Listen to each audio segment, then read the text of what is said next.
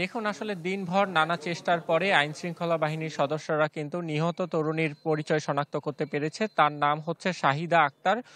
বয়স কিন্তু ২২ থেকে ২৪ বছর হবে বলে কিন্তু তার পরিবারের স্বজনরা বলছে এবং তার বাবা হচ্ছে মৃত মোতালেব হোসেন। তাদের বাড়ি হচ্ছে ময়মনসিংহের কিন্তু ময়মনসিংহ কোতোয়ালি থানাতে তাদের বাড়ি। তবে তারা রাজধানী ঢাকাতে বসবাস করতেন বলদা গার্ডেন এলাকাতে। এটি কিন্তু তাদের পরিবারের পক্ষ থেকে বলা হচ্ছে এবং সবশেষ পরিবারের সাথে এই নিহত তরুণীর কিন্তু কথা হয়েছে গত রাত ১১টার দিকে। তিনি পেশায় একজন একটি বাসায় তিনি কাজ করতেন এবং সেই বাসার যে শিশুও রয়েছে একটি, তাকে নিয়মিত স্কুলে আনা নেয়ার কাজটি মূলত তিনি করতেন এবং গতকাল রাতে বাড়িতে তার মাকে সর্বশেষ তিনি বলে গেছেন যে সেই বাচ্চাটির পরীক্ষা রয়েছে, তাকে সকালে স্কুলে নিতে হবে। যে কারণে যে বাচ্চাটিকে তিনি নিয়মিত স্কুলে আনা নেয়া করতেন সেই বাড়িতে রাতেই তিনি থাকবেন, এমনটা বলে কিন্তু তিনি রাতে বাড়ি থেকে বের হয়েছেন। এরপরে আসলে সারা রাত আর ফোনে কথা না হলো। সকাল থেকেই কিন্তু স্বজনরা তার সাথে যোগাযোগের চেষ্টা করে।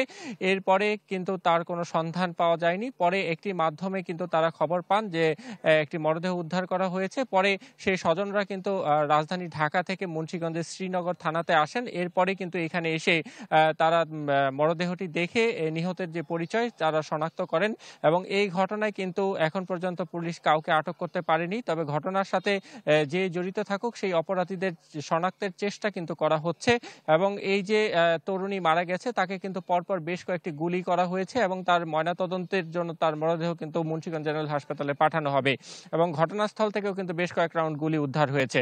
তবে নিহতের স্বজনদের একটি দাবি, এই ঘটনায় যারাই জড়িত থাকুক তাদেরকে দ্রুত আইনের আওতায় এনে দৃষ্টান্তমূলক শাস্তির দাবি তারা জানিয়েছেন এবং এই ঘটনায় তারা একটি মামলা দায়েরের প্রস্তুতি নিচ্ছেন। তো সব মিলিয়ে এই যে দিনভর এই তরুণী হত্যাকাণ্ডের ঘটনায় যে থমথমে একটি অবস্থা বা উদ্বিগ্ন একটি পরিস্থিতি ছিল, পরিচয় শনাক্তের মধ্য দিয়ে স্বজনরা কিন্তু সেটি কিছুটা আসলে নিশ্চিত করতে পেরেছে আইন শৃঙ্খলা বাহিনীকে এবং আইন শৃঙ্খলা বাহিনীর যে উদ্বেগ ছিল এখন তদন্তের মাধ্যমে আইনগত ব্যবস্থা নিয়ে সেটি অনেকটা নিয়ন্ত্রণের চেষ্টা তারা করবেন।